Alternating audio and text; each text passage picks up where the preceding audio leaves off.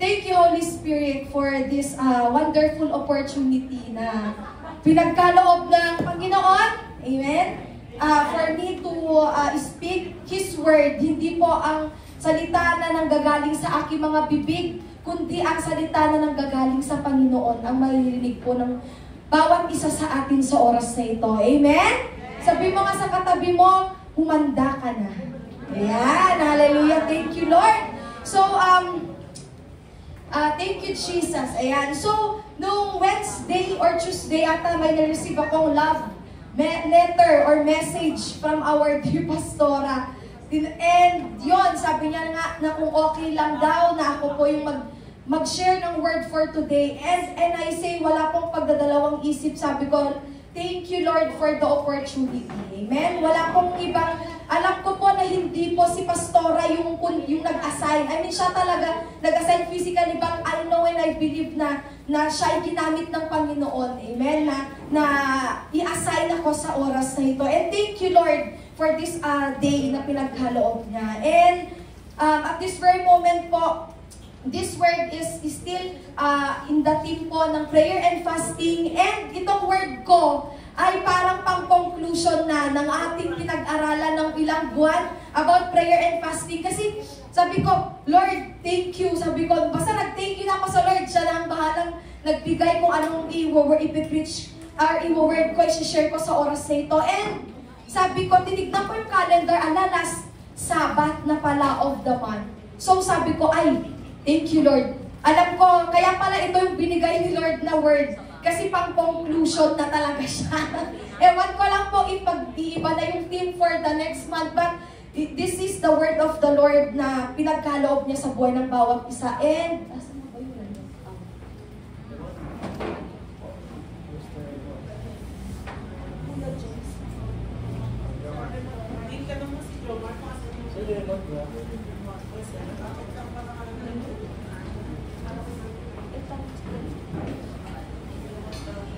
Amen. Hallelujah. Thank you, Lord.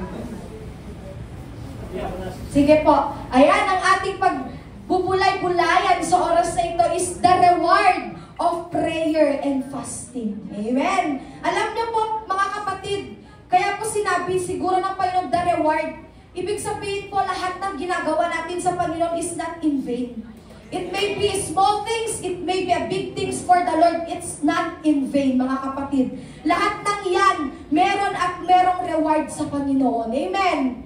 Amen. At yan, basahin po natin ang ating text sa Matthew 6:16, chapter 6, verses 16 to 18. Ayan, sabay-sabay po natin, basahin ng malakas po. In 1, 2, 3, go! When you fast, do not look somber as the hypocrites do, for they disfigure their faces to show others they are fasting. Truly, I tell you, they have received their reward in full.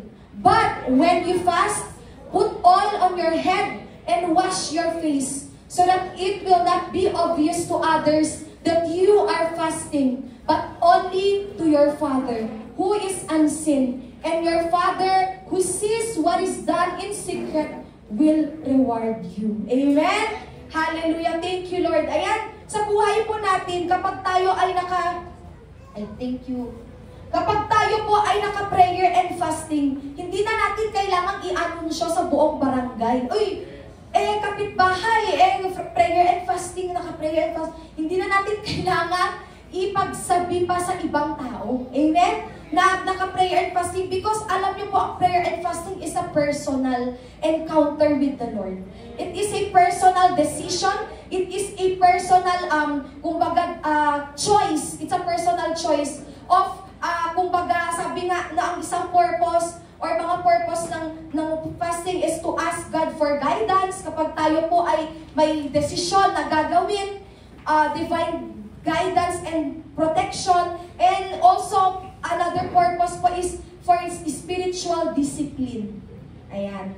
Alam niyo po, hindi lang po physical discipline yung kailangan natin sa buhay natin. Like, kunwari, di ba physical discipline is yung mga diet, exercise, yan, mga physical discipline po yan. Pero pag sinabi po natin spiritual discipline, that is the prayer prayer and fasting. Even the Lord Jesus Himself fasted for 40 days and 40 nights bago niya po sinimulan ang kanyang ministry. Amen? So bakit natin hindi kayang gawin kung si Jesus ginawa niya, bakit hindi natin gagawin? Kung si Jesus ginawa niya, Diyos na siya mga kapatid. Nagkaroon pa rin siya ng spiritual discipline. Hindi niya in-excuse ang sarili niya. Ay, Diyos ako, ba't ako magpa-fasting? Hindi niya in-excuse ang sarili niya for prayer and fasting. Di ba? Bakit mo i-excuse ang sarili mo just because may nafe-feel kang sakit? Bakit mo i-excuse ang sarili mo just because may busy ka? Bakit mo i-excuse ang sarili mo just because meron kang gagawin sa araw na yun? Amen? We will do the prayer and fasting. Gagawin natin ang prayer and fasting for spiritual discipline and because we love the Lord. Amen po ba? Amen. Ayan. So, sabi niya po, so that it will not be obvious to others that you are fasting but only to your Father. Kumbaga, yung prayer and fasting po kasi, shutting down, shutting down yung maingay na paligid. Kapag yung prayer and fasting po is like, alam niyo po yung ang ingay sa paligid mo. And then you will enter into your private area, private room, and you will shut down all the noise. And it's just between you and your Father, God in heaven. Amen? Papasok ka sa isang pribadong, kumbaga, state ng buhay mo, private state of your life in secret. And that, kung ano man yung nangyari sa mga bagay na yun, ano man yung nangyari sa buong araw, buong oras na yun na ginawa mo yun, it is just between you and the Lord. It's your personal encounter with the Lord, kapatid. Sabi mo nga sa katabi mo, personal encounter. Amen. In a deeper way, alam niyo po kasi, through prayer, worship, word of the Lord, we can have a personal encounter with the Lord. But prayer and fasting is a deeper personal encounter with God. So, kung gusto niyo pong makaranas ng deeper personal encounter with the Lord, fast and pray. Amen? Amen? Amen. Ayan. So, ayan po, huwag na po natin patagalin. Dumako na po tayo sa number 1, reward of prayer and fasting. Turns the impossible to possible. Wow! Amen! Gusto ba natin maranasan to? Hallelujah! Maraming mga bagay sa mata ng tao, ay napaka-imposible na yan. Hindi na yan magagamot. Hindi na yan gagaling. Hindi mo na yan makukuha. Hindi ka na makakapasa. Pero sabi ng Panginoon, anak, posible lahat. Sabi ng Panginoon. Ayan, sabi niya, the situation, the disciples did cast out demons. Basahin natin. Ayan, ano yung naging response? Basahin natin sa Matthew 17:19. Ayan, then the disciples came to Jesus privately and said, why could we not cast it out? Sabi niya, ito po kasi, pinalayo or pinagaling po ng Panginoon yung babae or yung bata na sinasaniban po ng masamang espiritu that time. And then, lumapit yung tatay, sabi niya, Panginoon, nagmamakaawa ako sa'yo. Pagalingin mo ang anak ko, sabi niya. Tapos sabi ng Lord, ha? Pinadala ko na yung mga disipulo ko. Ay, sabi ng Panginoon, sabi nung tatay, dinala ko na siya, sabi niya pala, dinala ko na ang anak ko sa mga disipulo mo, pero hindi nila siya napagaling. Dinala ko siya sa mga disciples mo, pero hindi nila siya napalaya, sabi ng tatay. Anong sabi ng Panginoon? Sabi ng mga disciples, kaya tinanong nila, Panginoon, sabi nila, bakit hindi namin na-cast out yung demon? Alam niyo po, ito po, that is the situation. Yun po yung situation. And ito ang sabi ng Panginoon. He said to them, because of your little faith, for truly I say to you, if you have faith like a grain of a mustard seed, you will say to this mountain, move from here to there, and it will move, and nothing will be impossible for you. But, mag-ingat po tayo. Alam niyo po, sa mga salita ng Panginoon, yung mga but, may mga ano po yan, may mga conditional. Ibig sabihin, may kasunod siya, hindi lang hanggang dyan sa period. Diba? Hindi lang hanggang dyan sa verse 20 na nothing will be possible with you, period. Hindi. Meron pong but sa susunod, 21, but this kind never comes out except by, ano daw? Hallelujah. Amen. Alam niyo po mga kapatid, pag nagbabasa po tayo ng salita ng Lord, lagi po natin titignan kung yung reward or yung reward din ay merong kondisyon. Kumbaga si Lord din po kasi, di ba meron po tayong tinatawag sa batas na conditional sale. Yun po yung sinasabi na pag conditional sale, saka lang malilipat sa'yo yung pangalan ng property or everything kapag nabayaran mo na siya in full. Ganon din yung salita ng Lord. Hindi lahat ng reward magkukuha natin agad-agad. Amen. Hindi agad-agad na makukuha mo na, ay, mine, mga ganon. Yung pag sinabi mong Lord, mine, makukuha. Hindi po lahat ng reward sa Bible makukuha po natin like parang easy money, no. Meron po tayong sacrifice na gagawin, mga kapatid. Amen. Sabi niya, but this kind never comes out except by prayer. Sabi ng Lord, inuna niya yung reward, inuna niya yung result. Sabi niya, if you have a faith like a grain of a mustard seed, you will say to this mountain, move from here to there, and it will move, and nothing will be impossible for you. Wow, masaya na, masarap na. Pero sabi ng Panginoon, but may malaking beauty, mga kapatid.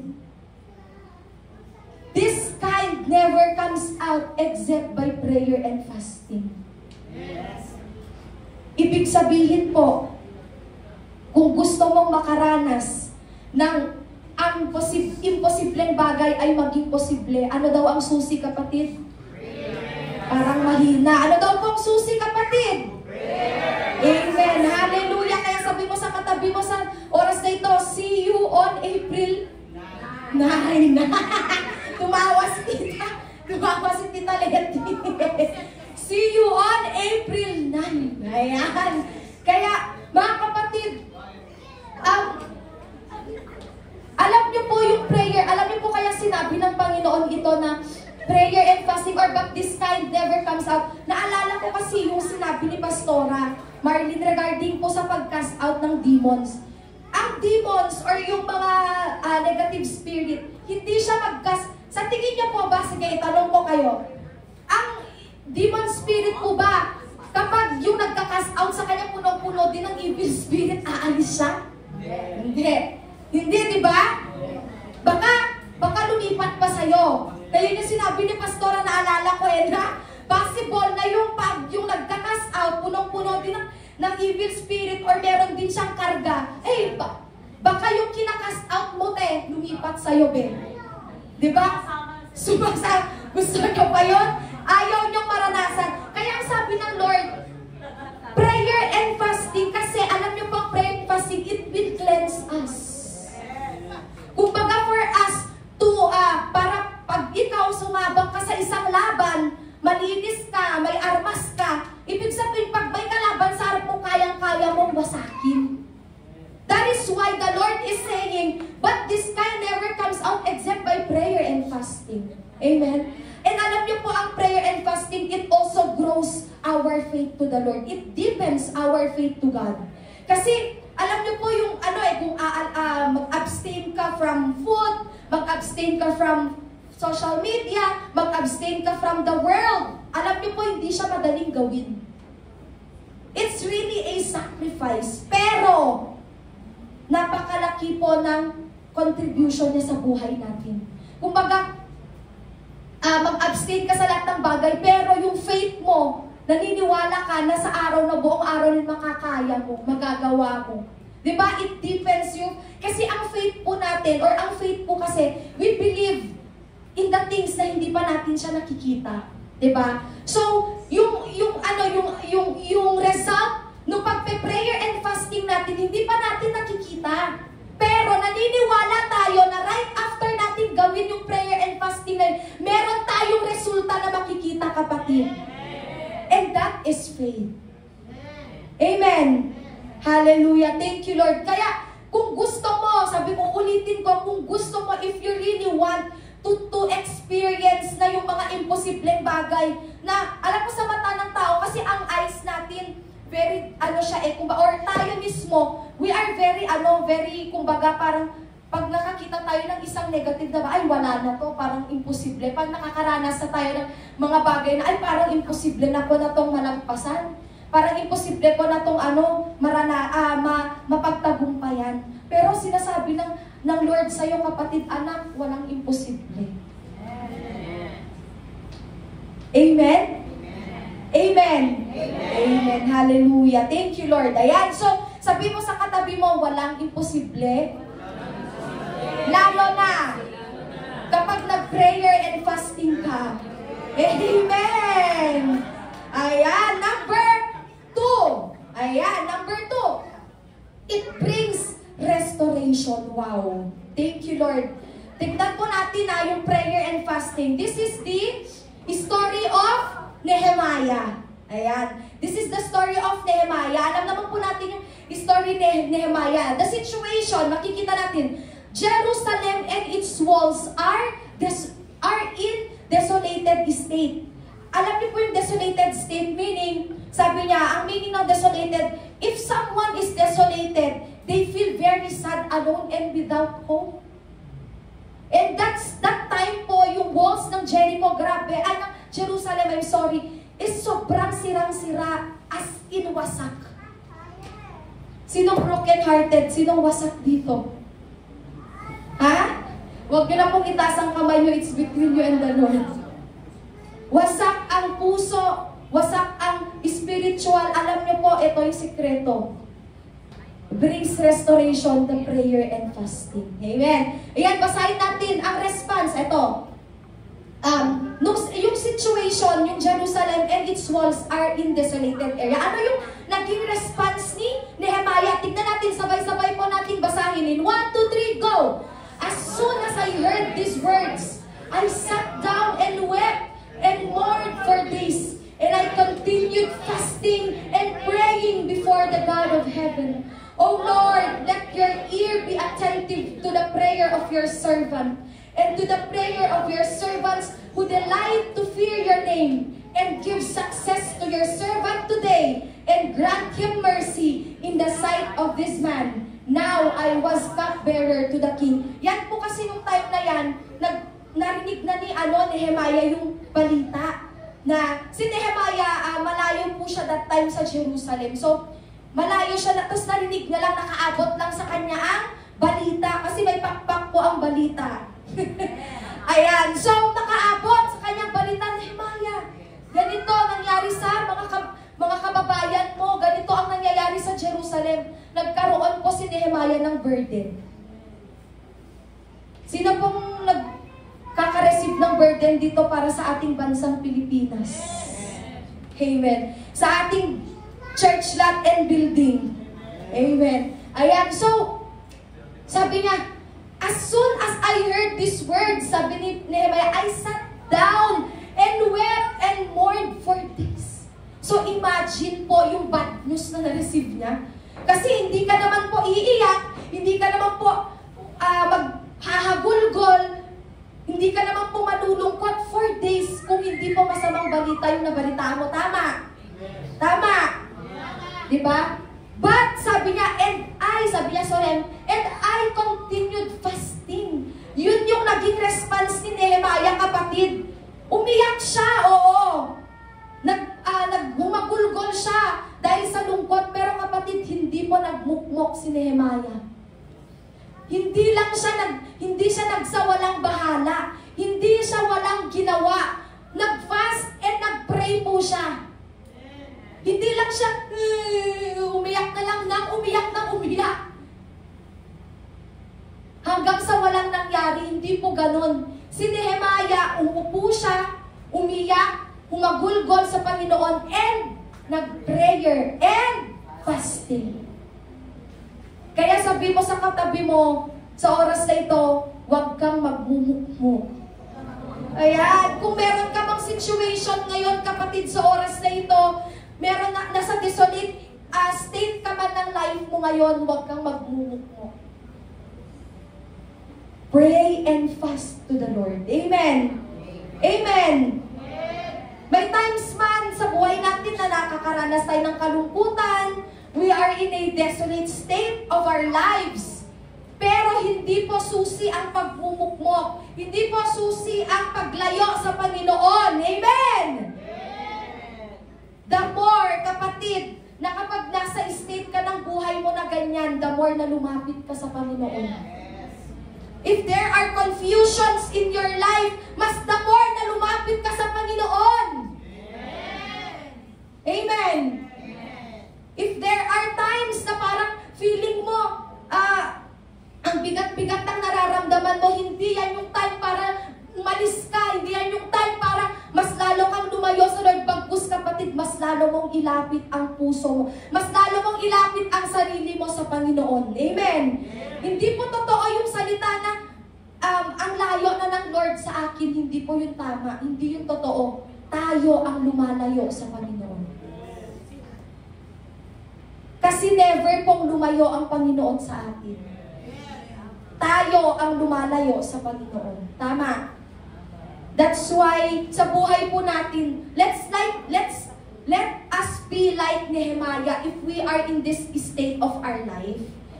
Na instead of isolating ourselves, instead of kumbaga mas lalo na nating kinokondemn yung sarili natin, instead of mas lalo nating sinisisi yung sarili natin sa mga nangyayari sa life natin, why not pray and fast and connect to the Lord? Alam niyo po, kapag gulong-gulo na ang isip niyo, wala kang ibang dapat lapitan kundi ang Lord. Kasi kapag ikaw, gulong-gulo ka na, lumapit ka pa sa magulo pa, wala, mas maguguluhan ka. Tama? Diba? Kapatid, be still and know that I am the Lord. If you are in a desolate state of your life right now, be still and know that He is the Lord. Amen. And alam niyo po, doon niyo po mararanasan or doon niyo po ma-experience na in a prayer and fasting, in your silence, God will speak to you. That in your silence, God will give His message unto you. Alam niyo po, masarap pong makipag-usap sa Panginoon kapag hindi lang po tayo yung salita ng salita ng salita ng salita. Mas lalong masarap makipag-usap sa Lord pag hinahayaan po natin na ang Lord magsalita din sa atin. Kasi it's a communication. Ano po ba daw ang communication? Communication is a two-way process. It's a give and take. Ibig sabihin, hindi ka lang salita ng salita ng salita sa Lord. Kapatid, hayaan mo rin na si Lord yung mag-speak sa'yo. Amen. And alam niyo po, ang pinaka-effective way to connect to the Lord, talagang easily, and talagang, alam mo yung isang, mo lang, parang naka-fiber ka, naka-fiber yung connection mo na talagang through prayer and fasting eh. Earnest prayer. Kasi, kumbaga, pag naka-prayer and fasting ka, you are empty physically and spiritually before the Lord. That's why you are allowing the Lord to fill you with more of Him and nothing of you. Amen. Hallelujah. Thank you, Lord. And ito ang result. Excited na ba kayo? Sa resulta, ayan ang result ng pagpa-fast ni Nehemiah. Nehemiah 6:15, the result. So the wall was finished on the 25th day of the month Elul in 52 days. Wow! Guys, dear brothers and sisters, alam niyo kung babasahin niyo yung Nehemiah, grabe, hindi basta-basta yung mga hindi basta-basta yung mga materyales, yung kapal ng wall. 52 days! May mga, yes po, mayroong mga oppositions. Mayroong mga kalyo. May mga oppositions. That's that time. Diba? Nilagay ko nga dito that, grabe yung miracle ni Lord. Diba?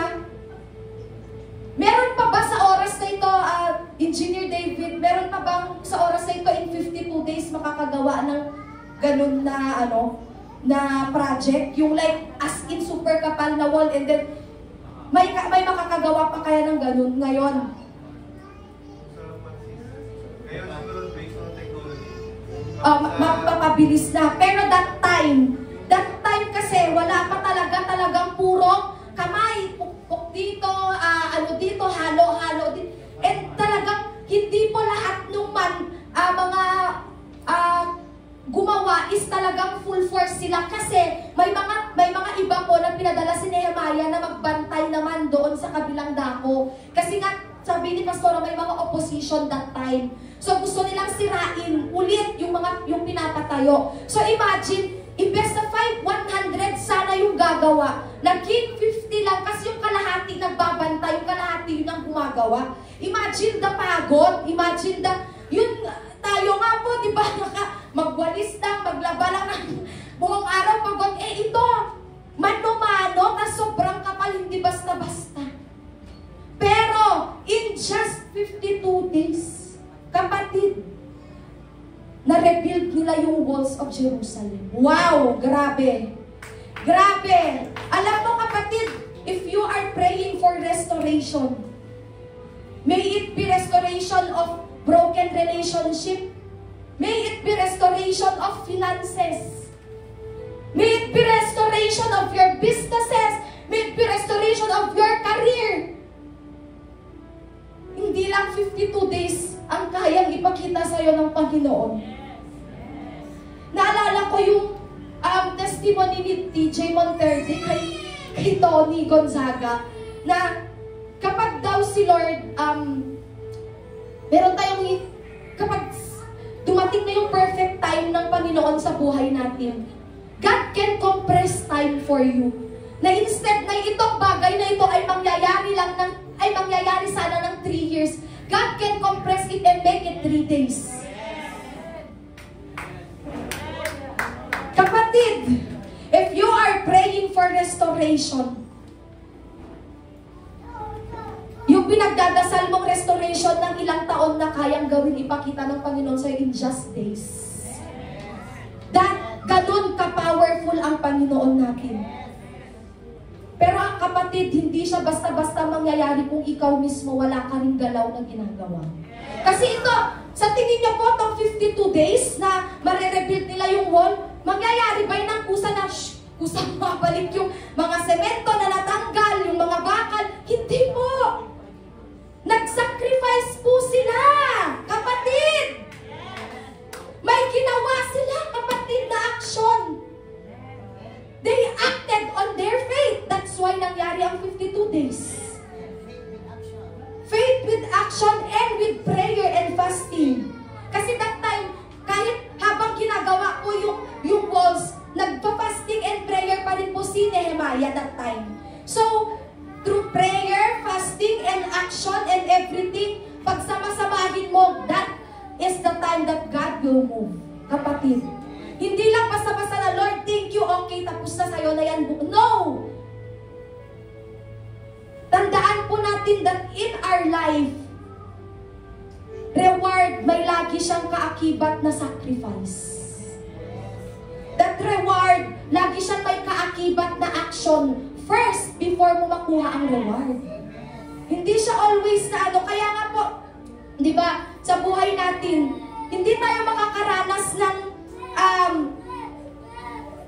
hindi natin masasabi that we became victorious kung hindi tayo nakaranas ng failure sa buhay natin. Hindi natin mararanasan or masasabi na we are free pag di tayo nakaranas ng oppression sa buhay natin. Hindi natin masasabi na we are healed kung hindi tayo nakaranas ng sakit sa buhay natin. Ganon din po sa Panginoon, hindi natin masasabi na makaka-receive tayo ng reward kung wala naman po tayong ginawang sacrifice. Amen! Amen! Amen! Hallelujah! Thank you, Lord. Ayan, so, wait lang. Baka may hindi pa ako nasabi. Ayan, so, sabi niya nga dito, despite the opposition and threats, kasi talagang meron po talagang that time na nagagalit kay Nehemiah because nga ganun yung ginawa nila. Despite the opposition and threats, they still finished it with victory. Amen? Ayan, so, despite siguro sa ating prayer and fasting, despite sa mga hindrances, despite sa mga magugulong situation ng buhay natin, naniniwala ako na kapag ginawa natin with all our heart, matatapos po natin siya with victory. Amen. It's about the choice that we'll make to the Lord. Amen? Ayan. So next, number 3, can spare us or will spare us from destruction. Tignan niyo po to, grabe po to. The story of Jonah. Ayan. Ang situation, pinadala po ni Lord si Jonah, tama, sa Nineveh para ibigay yung message na ide-destruct niya or ide-destroy niya ang Nineveh. Ayan. So, di ba medyo nag-tour pa po si Jonah sa belly ng malaking isda, the whale. Nag-tour pa siya doon sa loob kasi nag-disobey siya nung una. Instead na ayaw niyang pumunta talaga sa Nineveh. Kaya medyo nag-tour siya pero wala siyang nagawa. Kinain siya ng malaking isda nag-pray siya doon. Kaya pagka ganun sa kanya ng fish, saan na siya? Nasa Nineveh. Kaya sa buhay natin, kapatid, ilang beses man nating takasan ng Panginoon, sinasabi ko sa'yo, idadala ka pa rin. Ibabalik ka pa rin ng Panginoon sa kung saan ka nararapat. Amen! Ilang beses mo mang takbuhan ang Lord, ilang beses mo mang takbuhan ang pagkatawag sa'yo ng Panginoon, hindi mo yan matatakasan.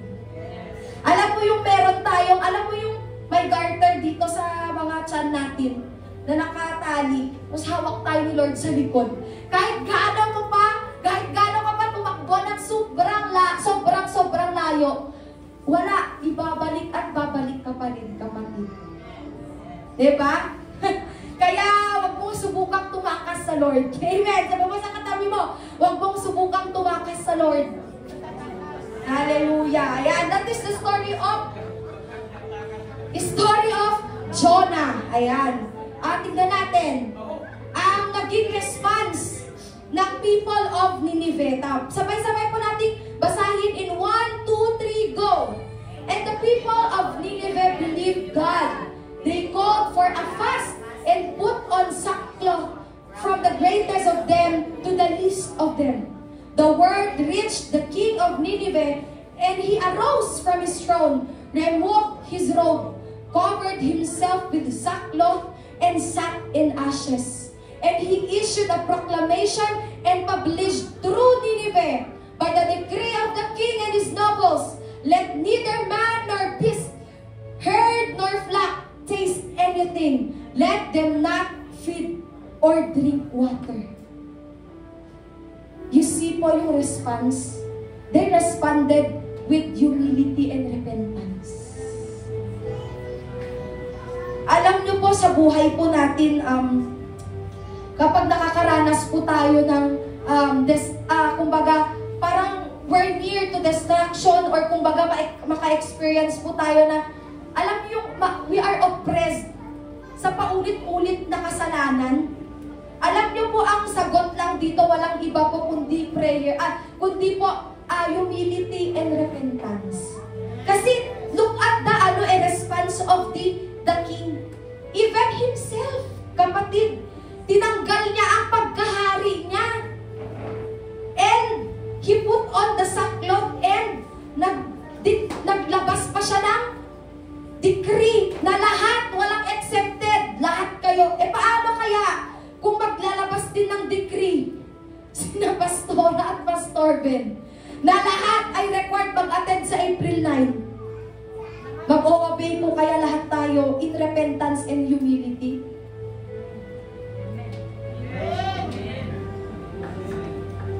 Amen. Alam niyo po, hindi po siya, it's not a decree na sinasabi lang ng tao. It's not a decree na ginusto lang ng tao. Ito pong prayer and fasting natin sa April 9, hindi po yun personal na decision nila, Pastora. Hindi lang po yun ginusto nila kasi ginusto nila magkaroon. No! It's from the Lord, kapatid. It's a decree that comes from the Lord. Sila lang po yung ginamit ng Lord para ibaba yung decree na yun. So, kapag tayo nag-disobey sa decree na yun, hindi po sila yung dinidisobey natin. It's the Lord. Amen? Tignan niyo po ito, kapatid. Even the king, hindi siya na-exempt eh. Even the king, hindi niya po in-exempt yung sarili niya from prayer and fasting. Kasi, ikaw ba naman, kapatid, nalaman mo, nabalitaan mo na i-destroy yung ano nyo, yung bayan nyo. Will you allow it? Siyempre, hindi. That's why, we are doing the prayer and fasting sa church na ito for us to be spared from destruction. Amen? Hindi natin pinagdadasal ang destruction sa buhay ng bawat isa. That is why, habang wala pa, ay, labanan na natin. Amen? Amen? Yes, tama si Pastora. Prevention is better than cure. Amen? Huwag mo nang antayin, kapatid, na dumating ang destruction bago ang prevention. Walang ganun. Never na mauuna ang destruction sa prevention. Always prevention. Yes, wala pong nagsisisi sa unahan.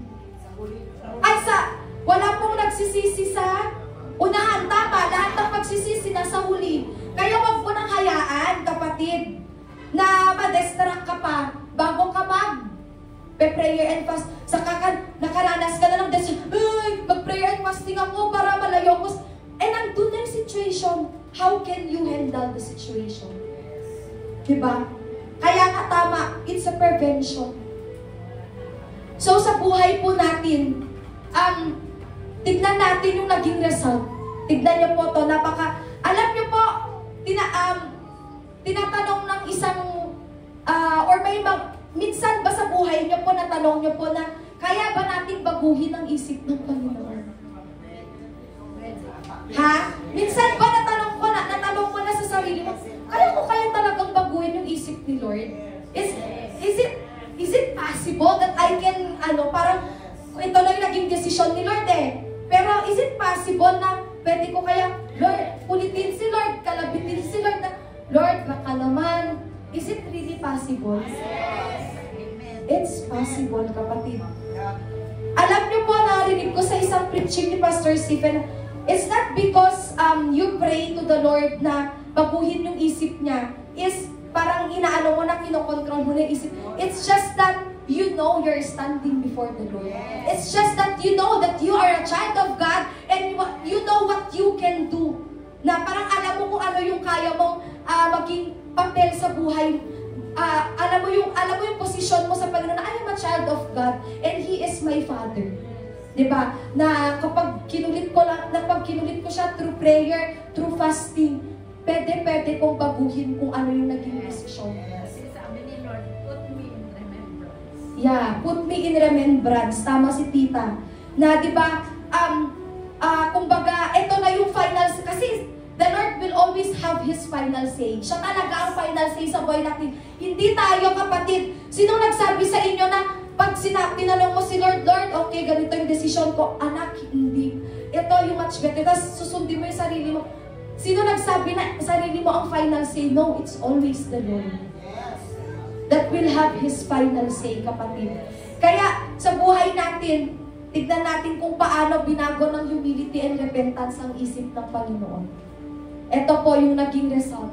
Jonah 3:10. Sabay-sabay po nating basahin ng malakas ha. In 1, 2, 3, go! When God saw what they did, how they turned from their wicked way, God relented of the disaster that He had said He would do to them, and He did not. Wow! Indeed, our God is a God who is rich in love and is slow in anger. Wow! Alam niyo po, grabe ang pagmamahal ng Panginoon.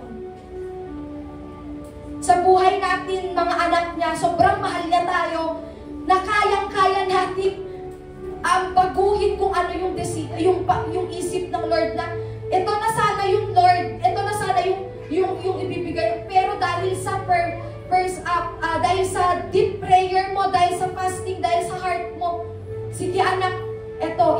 ibibigay ko sa'yo. Di ba? Kaya, dito makikita natin of how God really love us. Na may times na parang mga magulang, di ba? Pag sobrang kulit ng anak talaga natin, pag parang medyo lumalambot yung ulo niya, parang gusto nating paluin, tama? Pero kapag ngumiti na yan, aminin niyo mga magulang, pag ngumiti na yan sa'yo at naglambing, please, huwag mo akong paluin. Sino dito ang magulang na hindi lumalambot? Di ba? Naranasan niyo po yan, mga magulang. Na pag parang nagpa-cute na sa'yo anak mo, nagmangkaawa na sa'yo, di ba hindi mo itutuloy yung papaluin mo sana, pero pag ngumiti ng ganun, parang hindi mo na kayang paluin. Ganun din si Lord sa atin eh. Kasi anak niya tayo. Amen. Mas sobra pa. May one time nga na naghuhugas ako tapos nag-play ako ng worship. Alam niyo po, bigla akong umiyak habang naghuhugas. Kasi sobrang ramdam ko po yung pagmamahal ng Panginoon. Nag-play po kasi yung oh, the overwhelming, never-ending, reckless love of God. Oh, it chases me down, fights till I'm found, lives the 99. Alam nyo, ganun kakamahal ng Lord. Iniwan niya yung 99 para lang hanapin ka, kapatid. Ganun kakamahal ng Panginoon na hinayaan niya yung 99 just to find you. I couldn't earn it, and I don't deserve it. Still, you give yourself away. We don't deserve His love, but the Lord give it to us. Amen? Ganun tayo kamahal ng Panginoon. That's why, mga kapatid, ano lang naman tong isang araw na prayer and fasting na ibibigay natin sa Kanya. Or in your personal life, ano lang yung once a week, twice a week, na magpe-prayer and fasting ka for you to have yourself spiritual discipline or for you to reconnect with the Lord. Diba? Yes, amen. And alam niyo po, through prayer and fasting, doon niyo po mararanasan kung paano niyo po kakailangan ang Panginoon. Na wala kayong ibang kailangan na sa buhay niyo kundi ang Lord. Alam niyo po, sa buhay ko, siguro, bata pa kasi ako simula ko nung nakakilala ko sa Lord. So, sabi ko, parang that's why, parang, di ba yung iba po kasi nakakakilala sila sa Panginoon kasi may naranasan silang darkness sa buhay nila, masalimuot na nakaraan, or like talagang parang, alam mo yung hindi nila alam po. Pero pag bata ka kasi, kumbaga parang hindi mo pa alam, wala ka pa namang, wala ka pang talagang problema, wala ka pang iniisip. Ganon yung age ko nung nakakilala ko sa Lord. And nitong nakaraan, nitong mga past months ng life ko, dun ko sobrang naranasan na binalik ako ng Lord sa first love ko sa Kanya. Nung napanood ko yung The Forge na movie. Yan. Tapos, sabi kasi dun sa isang statement dun sa movie, sabi niya, Jesus, sabi niya, wala akong ibang kailangan sa buhay ko kundi ikaw.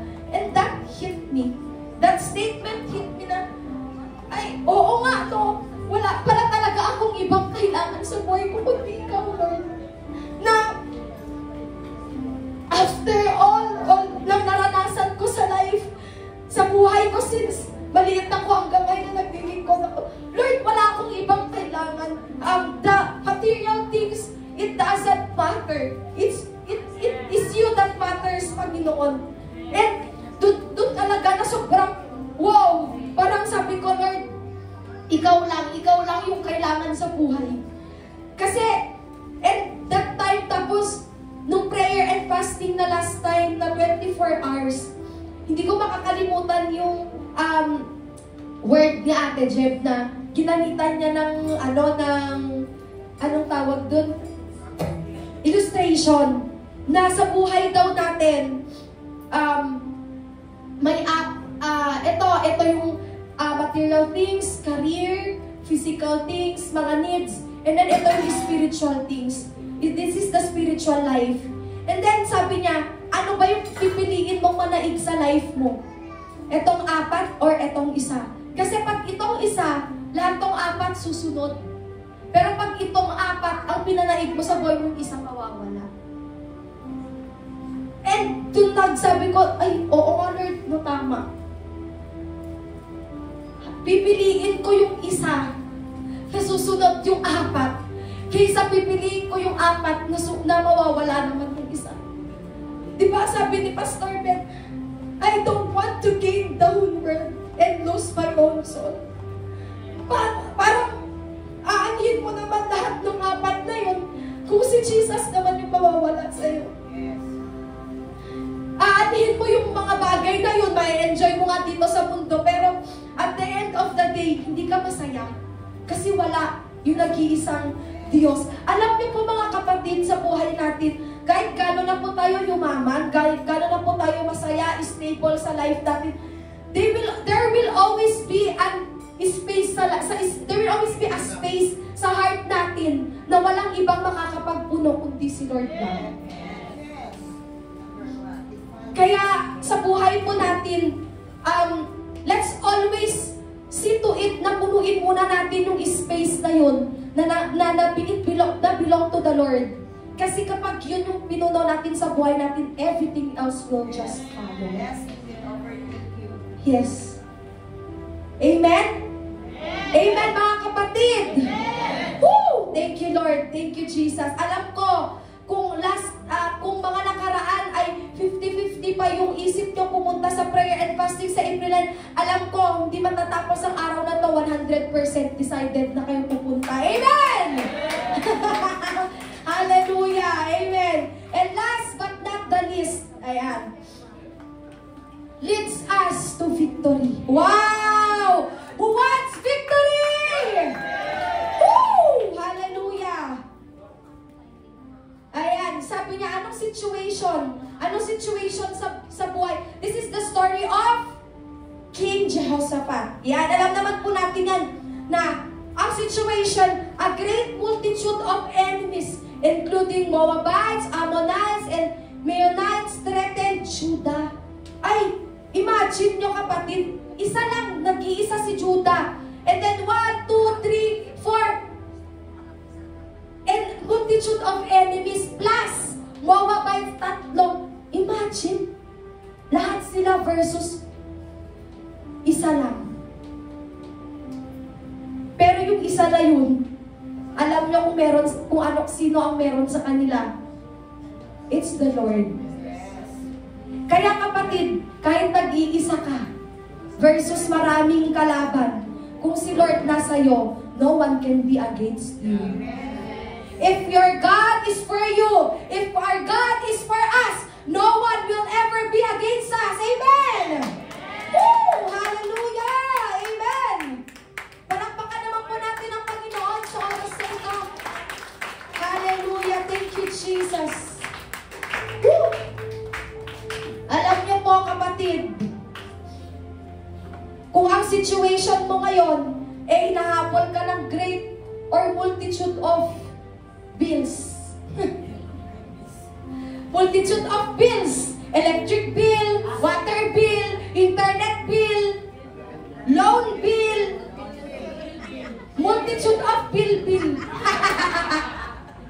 Kung hinahabol ka ng multitude of bill, hindi mo ba alam that your God is our Jehovah Jireh? Na hindi mo alam, saan ako kukuha ng pambayad ng kuryente, saan ako kukuha ng pambayad ng tubig, saan ako kukuha ng pambayad ng internet, saan ako kukuha ng pangkain araw-araw. Alam niyo po, instead of mag-grant ka kung saan ka kukuha, go in your private area or private room, pray and fast. Amen! Alam niyo po, hindi po bills ang hahabol sa inyo, kundi pangbayad ng bills. Amen!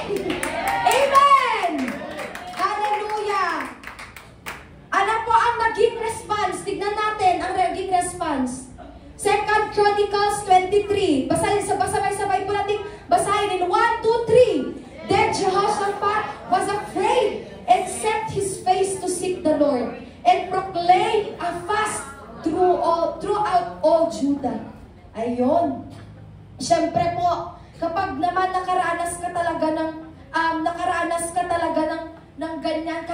kaaway. Kumbaga, nature nating mga tao or talagang natural way of reaction natin, talagang matatakot. Amen. May fear sa buhay natin, but huwag nating hayaan na yung fear na yan ay mag-consume sa atin.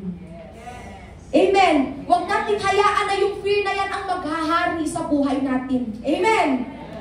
Huwag nating hayaan na yung fear na yan ang mananaig sa puso natin. Amen. Kapatid, labanan natin through, ano sinabi nito? And Jehoshaphat set his face to seek the Lord and proclaim a fast. Wow! Amen. Alam niyo po sa tingin niyo kung bakit nagpa-proclaim ang Panginoon ng fasting, prayer and fasting sa JCFTGM family sa April 9? Is because alam ng Lord, nakikita ng Lord, there will be a great victory over the JCFTGM family. Amen, kapatid. Nakikita ng Lord kasi He knows everything. Alam ng Panginoon ang mga susunod na mangyayari. That is why the Lord, okay, Pastor Marlene and Pastor Ben, proclaim a fast, April 9. Set the date. Okay? The Lord knows that there will be a great victory over the JCFTGM family. And ayaw niya na yung victory na yun maagaw pa ng kaaway. Kaya, mga kapatid, sama-sama in unity, in one accord. Sama-sama tayo dito sa church, magpe-pray and magpa-fasting tayo. Gusto niyo ba na yung victory na inalaw na ng Panginoon na makuha natin, aagawin pa ng kaaway? Gusto niya ba na maudlot pa yung victory na yun? Hindi! That is why kita-kita tayo dito sa April 9. Amen! Amen! Kasi He knows, alam niyo yung mga susunod pang mangyayari kasi He's a all-knowing God. That is why, kumbaga tayo, wala pa tayo nakikita sa event wala tayong nakikita pa, pero we have faith. We see it in the eye of our faith na kaya may pinoclaim na fasting, prayer and fasting on April 9 kasi may great victory na ibibigay ang Panginoon. Hindi lang sa JCFTJ family, kundi sa family ng bawat isa sa atin. Amen! Woo! Hallelujah! Hallelujah! At, eto ang, grabe, guys, my dear brothers and sisters, this is the result. Sabay-sabay nating basahin ito ng malakas. In 1, 2, 3, go! Then they returned, every man of Judah and Jerusalem, and Jehoshaphat at their head, returning to Jerusalem with joy. For the Lord had made them rejoice over their enemies, rejoice, or made them victorious over their enemies, mga kapatid. Then they returned, every man of Jesus Christ, faithful and true God ministry, and Pastor Marlene and Pastor Ben at their head, returning to JCFTGM with joy, for the Lord had made them rejoice over their enemies. Diba ang sarap sa feeling, mga kapatid? Woo! What if gawin natin, and Pastor Marlene and Pastor Ben at their head, going to their new church with joy, for the